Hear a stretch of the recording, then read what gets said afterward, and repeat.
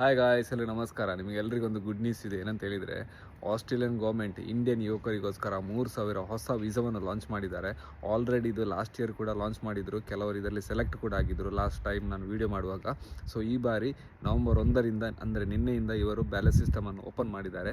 ನಿಮಗೆ ಯಾರಿಗೆಲ್ಲ ಅಪ್ಲೈ ಮಾಡ್ಬೋದು ಅಂತ ಹೇಳಿದರೆ, ಫಸ್ಟ್ ಆಫ್ ಆಲ್ ನಿಮಗೆ ನಿಮ್ಮ ಏಜ್ 18 ವರ್ಷಕ್ಕಿಂತ ಮೇಲ್ಪಟ್ಟು 30 ವರ್ಷಕ್ಕಿಂತ ಕೆಳಗೆ ಹಿಡಿದರೆ ನಿಮಗೆ ಹೋಗ್ಬಿಟ್ಟು ಅಪ್ಲೈ ಮಾಡ್ಬೋದು. ಸೆಕೆಂಡ್ ಕ್ರೈಟೀರಿಯಾ ಏನಂತ ಹೇಳಿದರೆ, ನಿಮ್ಮ ಹತ್ರ ಇಂಡಿಯನ್ ಪಾಸ್ಪೋರ್ಟ್ ಇರಬೇಕು.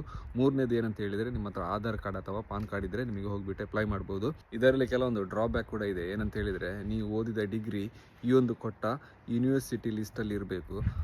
ನೆಕ್ಸ್ಟ್ ಏನಂತ ಹೇಳಿದರೆ, $25 ಇವರು ಅಪ್ಲಿಕೇಶನ್ ಫೀಸ್ ಆಗಿ ತಗೊಳ್ತಾರೆ.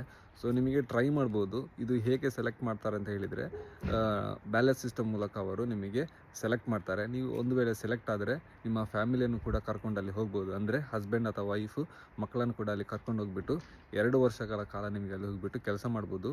ಆಪರ್ಚುನಿಟಿ ಚೆನ್ನಾಗಿದೆ. ಅಪ್ಲೈ ಮಾಡೋ ಮುಂಚೆ ನಿಮ್ಮ ಯೂನಿವರ್ಸಿಟಿ ಲಿಸ್ಟ್ ಇದರಲ್ಲಿ ಇದೆಯಾ ಅಂತ ಒಮ್ಮೆ ಚೆಕ್ ಮಾಡಿ. ನಿಮಗೆ ಅಪ್ಲೈ ಮಾಡುವ ಲಿಂಕ್ ಬೇಕಿದ್ರೆ ನಾನು ಬ್ರಾಡ್ಕಾಸ್ಟ್ ಚಾನಲಲ್ಲಿ ಕೊಟ್ಟಿರ್ತೀನಿ, ಹೋಗ್ಬಿಟ್ಟು ಚೆಕ್ ಮಾಡಿ ಅಪ್ಲೈ ಮಾಡಿ. ಸೊ ಎಲ್ಲರಿಗೂ ಆಲ್ ದ ಬೆಸ್ಟ್. ಸಿಗೋಣ ನೆಕ್ಸ್ಟ್ ವೀಡಿಯೋದಲ್ಲಿ. ಟೇಕ್ ಕೇರ್, ಬಾಯ್.